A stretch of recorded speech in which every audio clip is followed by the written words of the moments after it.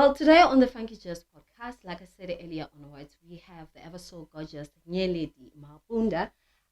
She has her own business and it is called Net Personal Staging. Um, if there's anything that I love a woman who can who's independent, and besides her being independent, the fact that she's a single mom, she wears so many hats. Ladies and gentlemen, with no further ado, let me just welcome our guest for today. On the hot seat, we have Nyeleti Mabunda. How are you? I'm good, thank you. Thank you so much, for opening your doors for us, and for us having this discussion with you. Let's just start. Who is Nyeleti Mabunda? Okay. Nyeleti Mabunda is a young black entrepreneur who is passionate about design, arts, and decor, as well as putting people's smiles on people's faces, of course. Because with the kind of work that you're doing, I know that a lot of people, when they see you and Jay, they just smile. You put a smile on a lot of people's face. That's the truth on its own. Why did you choose the kind of business that you are in? Okay. I didn't choose it. It chose me. For real though. Yeah. Yes. Yeah. So I've sort of been someone who's always been creative. Yes. And I would do setups like this for fun. Okay. Yes. So it started as a hobby. Yes. And you never thought that that could be something that you could be generating money from it. Yes. Until this other time where I bought fairy lights from Takealot. I'm a lover of lights. Yes. So I bought it for myself, just for fun. And then created a setup, and then that's when I realized that I could actually start making money from it. Yes. And then it started from there and it's been growing since. Yes. Okay. Tell us about the Nets personal staging. Why did you choose that? What does it mean, Nets personal staging? Okay. Okay, well, Nets is my nickname. Yes. Okay. My friends call me Nets. And then the reason why I decided to include personal, it's because I wanted people to understand that whatever that I was doing, it was close to my heart. I was just not doing it just gee. I was doing it because it's something that I'm passionate about. And yeah, I wanted people to feel That it comes from yes, the it heart. comes from Yes. that it comes from the heart. That's why the name and the staging. Well, yeah. Instead of calling it setting up, I call it staging. I'm presenting a setup to somebody, and that's where the name comes from. I'm saying this is magical. I mean, you're doing a fantastic job. Growing up, have you always wanted to do what you're doing, or you wanted to be like our parents want us to be doctors, they want us to be lawyers, but when it comes to you, have you always wanted to have your own business and do what you're doing currently? No, I was an academic actually. Hi, boo. And Kaya, what do they say when you say, guys, listen, me, I'm not gonna be a doctor. This is my passion. I'm gonna follow this. I feel like they had to accept it because it's something that happened when I was older. Okay. Yes, when I was a kid, I was just still doing what everybody was saying, from what my teachers used to say to me from primary, telling me how I should do. I should pick the science stream because I was good in science and maths. Yes, and then later on, I actually realized that no, I'm lost. I'm very lost actually because I am a creative. Yes, at heart. Yes, that's what that I'm sorry about that. That's why I always say, by profession I do what I do, but by purpose I am a creative. I was about to ask you that do you feel like you are living a purpose life? Do you feel like this? I always say that with our careers, like it or not, our careers, it's like a calling. The calling how when you become a doctor, that is your calling. When you become a lawyer, that is your calling. Do you feel that you're living your life? You're living a purposeful life, and this is your calling. I mean, you just mentioned the fact that you put a smile on people's face? Yes. Okay. Currently, with what I'm doing, like okay, my 9 to 5. I don't think I'm not. I am, but with what I do on the side, okay, after work, then definitely I am, because I sort of believe like I was born to give wings to other people. Yeah. Nyeledi, tell us about the importance of, one having to invest in the black economy. Okay, black economy. This one is deep. It sounds deep, eh? Yeah, it actually is. Okay. First of all, in the whole world, Yeah. the one continent that has a lot of black young people is Africa. Of course. Exactly. That alone screams out potential. That means we actually do have the potential to revert not only our country's economy, but Africa's economy as a whole. Like what's happening right now is that we have the Europeans and the Chinese taking over our continent.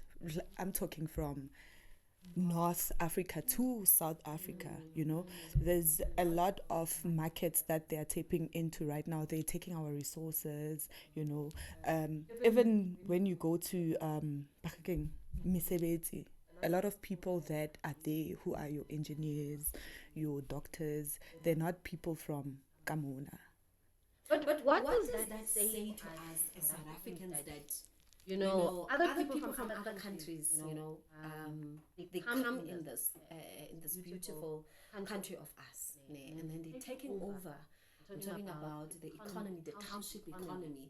They've taken over, and when it comes to corporate, they are the ones who are sitting in top positions. What is it that needs to be done? What is it that we are doing wrong? In your own perspective.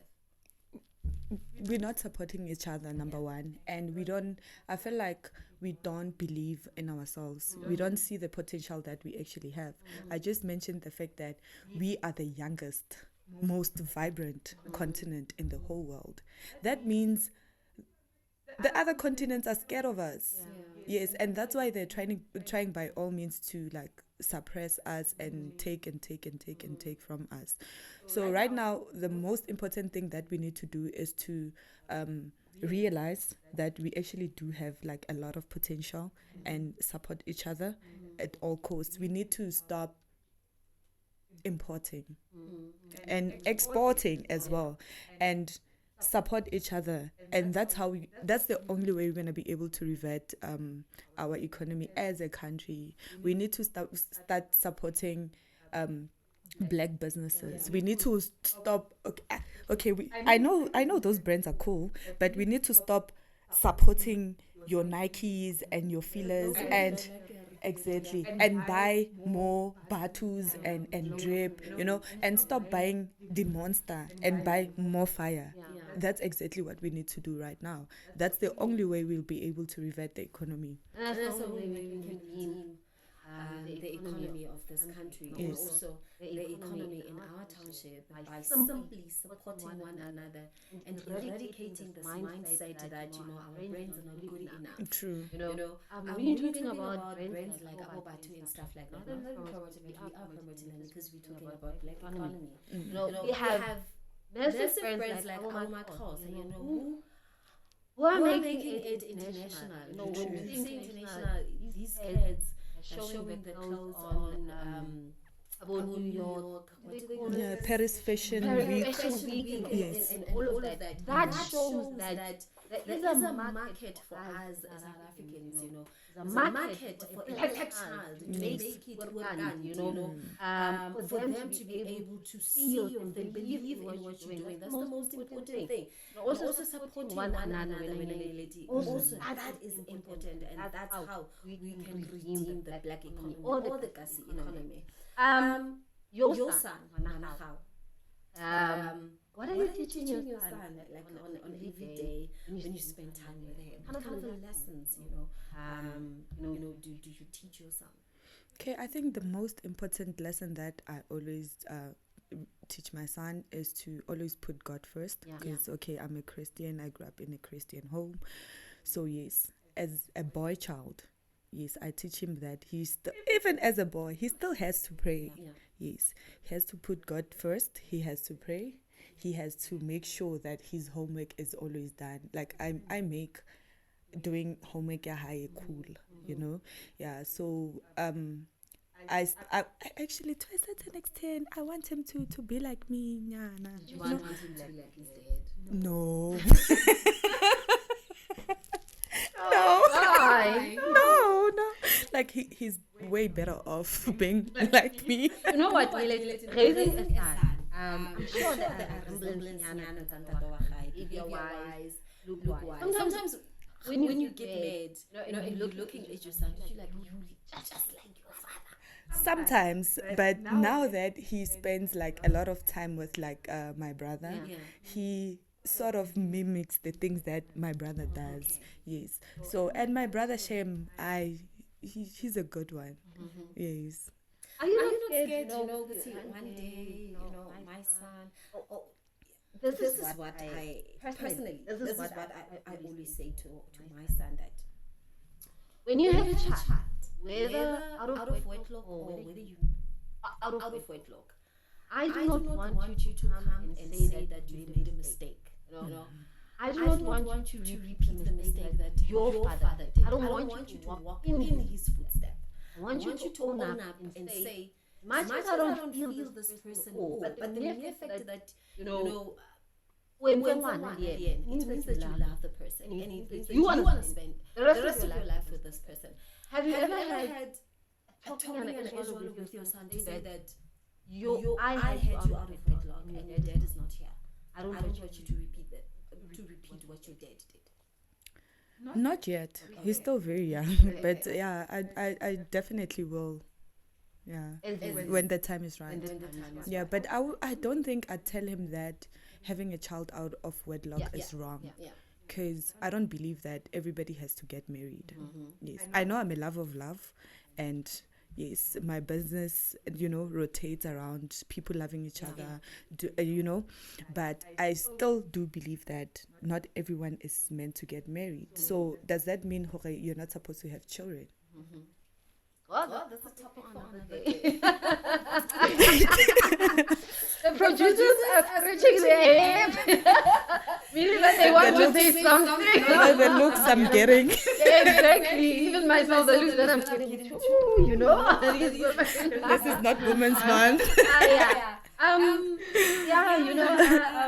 It's different for different folks. I don't know if I phrased it right. My producers will correct me on that one. Because some women would say that I'd prefer to have a child in marriage. Others would say that, but biblical wise, sex before marriage is the same. In a way that when you have sex and you've got a child, some will look at it as a sin. Though our children, you cannot refer to your child as a sin. Children are a blessing to God. So children are a gift from God. Yes. Are a blessing. And then you are a businesswoman in your own right. Who do you look up to? Is there a businesswoman that you look up to and say, I want to be like her? I look up to a lot of people. Hey, yes.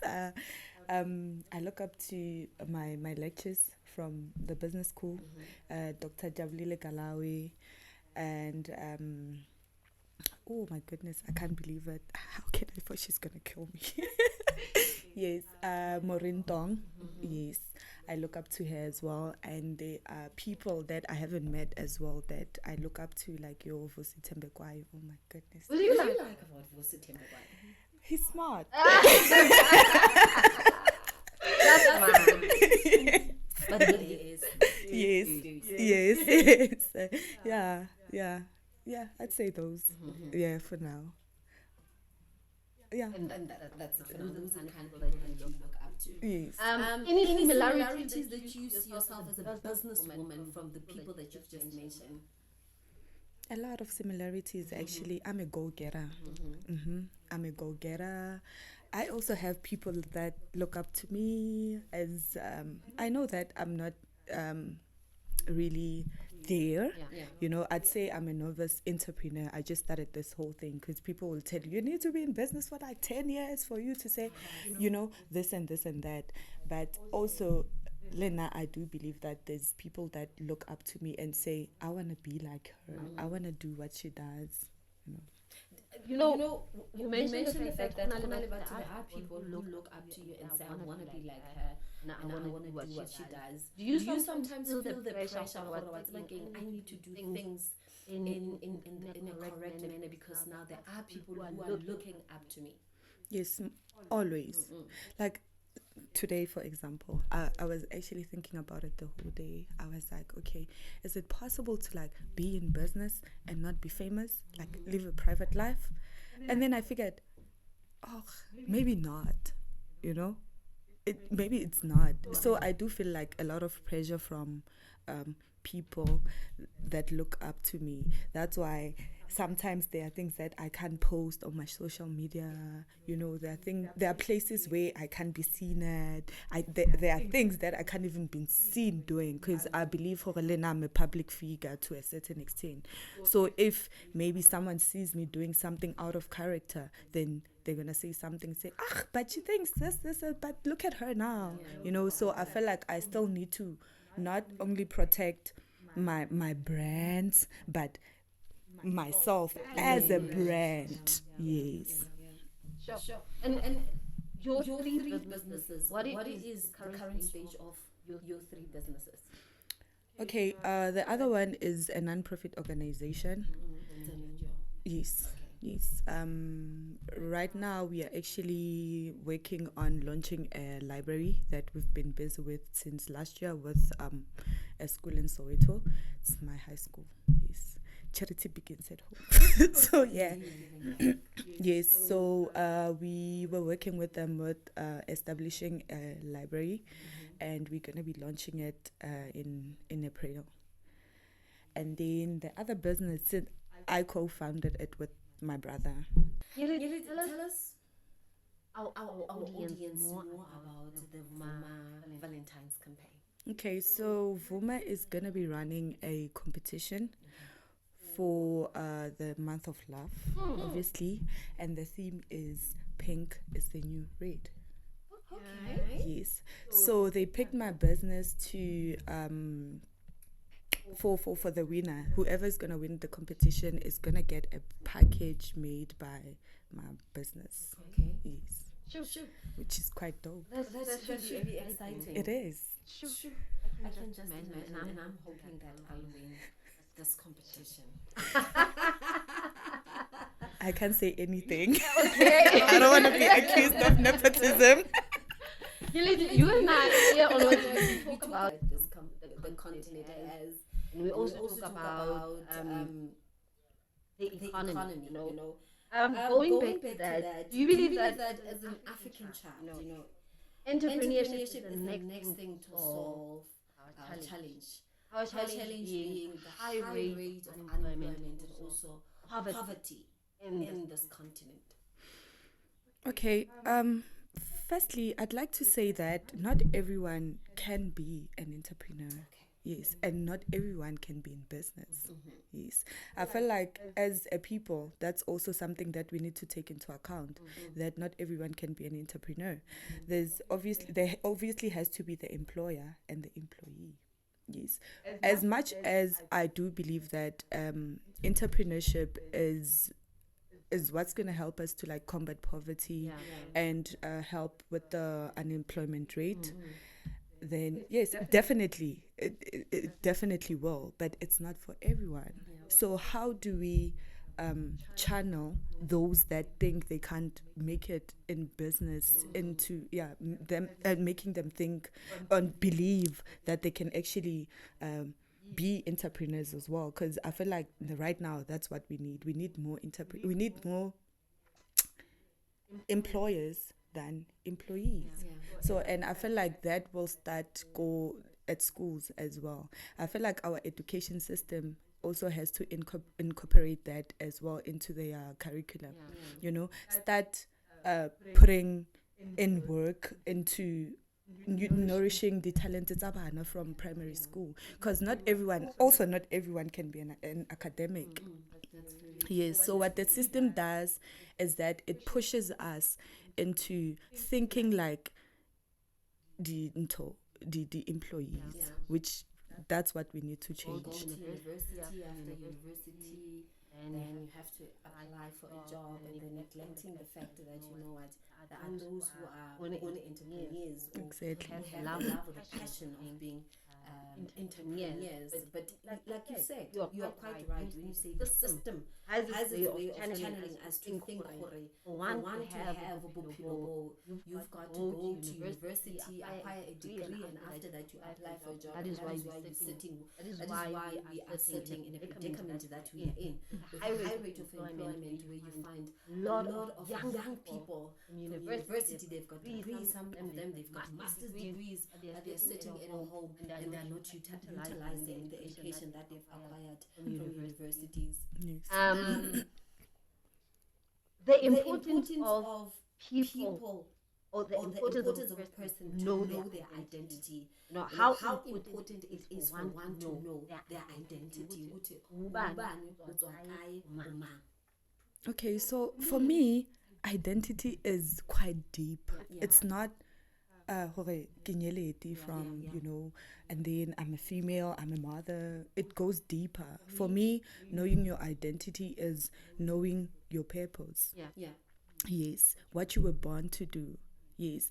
So if you don't know that, then why uphela? Like, why are you still living? So That's quite deep. Eh? That's quite deep. I mean, what what you you just said right now, Nyeleti, it's very important for one to go deeper in terms of identity. And once you know your identity, then you know your purpose. That's quite deep. Can you Explain that that to us? Like analyze it further for us. Okay, let me think about it.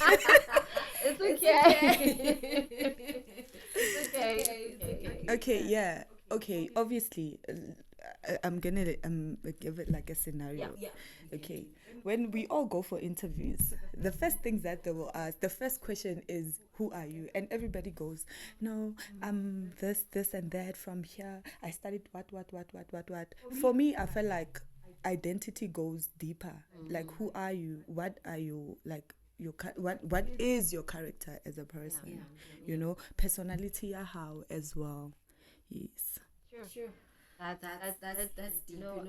In my line of career, I don't know how many times I've asked that question. When people come for an interview and you'll ask a person, who are you? For us, as recruiters, you would want that you're expecting that person to say, my name is so and so, and I'm from this township or Kidulako Gaika and all that. But we have never taken into consideration to say that question, it runs deep. When you ask a person, who are you? You basically tapping into the person's identity. Yes. And I'm thinking, if we could have gotten a person to say, I am this and that, and give us like a different answer. I wonder, interview a little bit.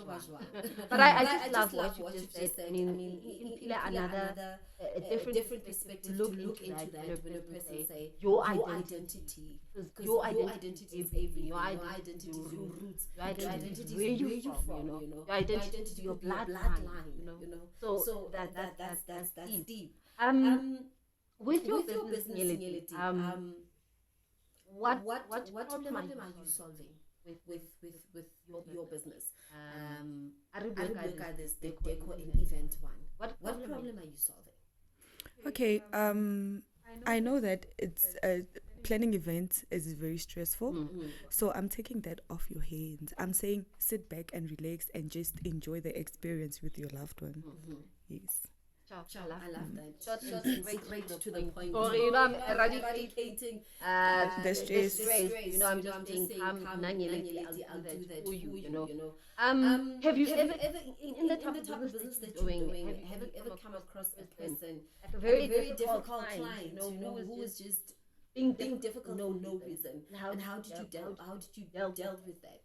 I always have like difficult clients, trust me. People will be asking if I provide cakes, accommodation, but now I'm used to dealing with people like that. I just tell them no, and that's it. Like, I feel like simplicity is the best thing that I can do right now. Yeah.